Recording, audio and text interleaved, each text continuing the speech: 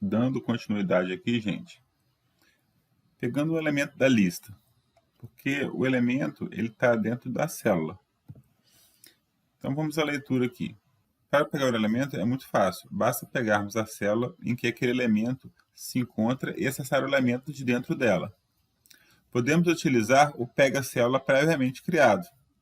Então aqui, estamos usando o pega-célula, estou passando a posição por referência, e estou dando aqui um getElemento, ou seja, estou retornando o elemento que o pega-célula retornou.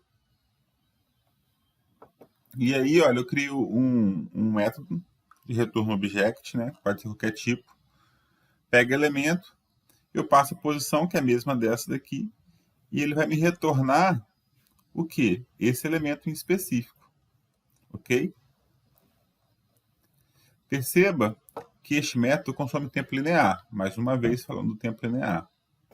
Esta é uma grande desvantagem da lista ligada em relação aos vetores, por exemplo. Os vetores possuem o chamado acesso aleatório aos elementos. Qualquer posição a gente pode acessar de forma constante, né? De forma imediata. Eu quero um vetor na posição 7. É só falar posição 7, ele vai direto na posição 7. Aqui não. Quando eu passo uma posição 7, ele vai andar da primeira até a sétima para poder me retornar. Removendo no começo da lista. Antes de tentar remover, devemos verificar se a posição está ocupada. Não faz sentido remover algo que não existe. Depois, basta avançar a referência que aponta para a primeira célula. Por fim, é importante perceber que a lista pode ficar vazia. Nesse caso, devemos colocar null na referência que aponta para a última célula. Se não fizermos isso, ficaria inconsistente, com o atributo primeiro null e o último não é nulo, né? Vai ter uma referência. Ou seja, tem uma última, mas não tem uma primeira. Isso não faria sentido.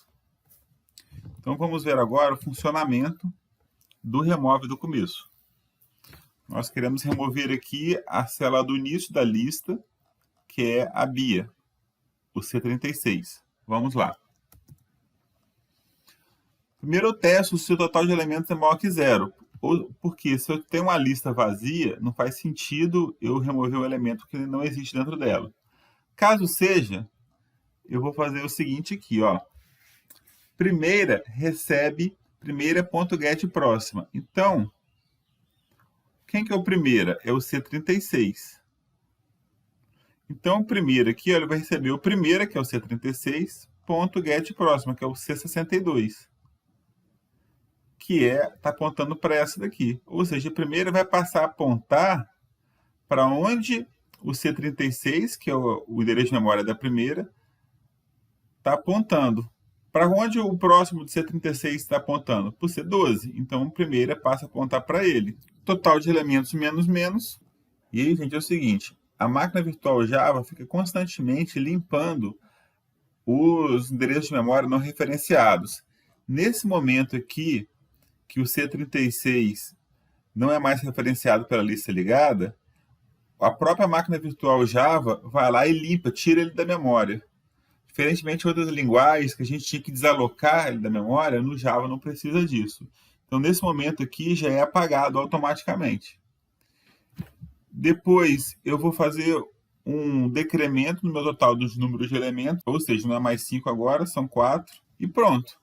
Caso o total de elementos seja igual a 0, ou seja, não tem mais nenhum elemento na minha lista simplesmente encadeada, ele vai setar também a última para ser nulo.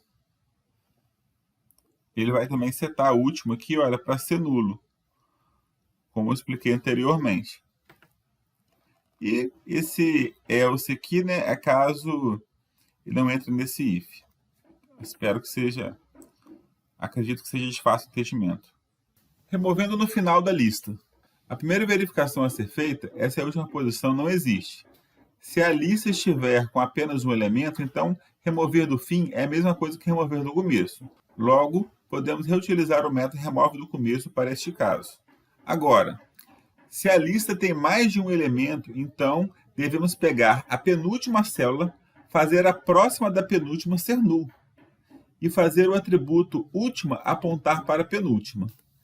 Vamos lá na prática para ver como é que vai funcionar isso daqui. Então, lembramos que agora a gente quer remover a última, que é o João. Temos essa verificação aqui, total de elementos é igual a 1? Não, né? Porque aí foi o caso que eu expliquei que a gente usaria o remove do começo. Não sendo 1, já partiríamos para o segundo caso. Total de elementos é maior que 1? Se sim, ele vai remover do final, porque aí já tem pelo menos 2 células na lista. E vamos lá, olha. Penúltima é uma variável que eu criei aqui. Recebe, pega a célula, total de elementos menos 2. Por que o total de elementos menos 2? Porque a posição total de elementos não existe. Lembra que ele sempre começa do zero na programação? Então, olha só, aqui é posição 0, posição 1, posição 2, posição 3, posição 4.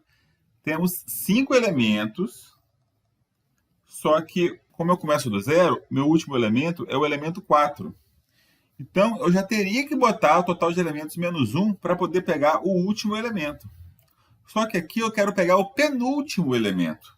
E aí eu tenho que colocar o total de elementos menos 2 em virtude disso. E fiz o meu penúltima, a minha variável penúltima, receber aqui ó, o C62, que é a penúltima célula da minha lista. O que eu faço agora? Penúltima ponto 7 próxima recebe nulo. Então aqui, ó, penúltima é esse daqui, né, que é o C62. 7 próximo, vou setar o próximo com o quê? Com nulo, com null. E aí ela para de referenciar a última. Porém, a última ainda está sendo referenciada pela lista ligada. Olha só, a lista ligada está achando que a última é essa aqui ainda. Então, na próxima linha, já resolve isso. Olha, última recebe penúltima, que é o C62. E aí passa a referenciar a penúltima. Como eu expliquei para vocês, se não tem nada referenciando a célula, a própria máquina virtual Java se encaminha de apagá-la. Faço o meu decremento. Agora eu tenho 4 elementos na minha lista ligada. E assim é concluída a remoção no final da lista.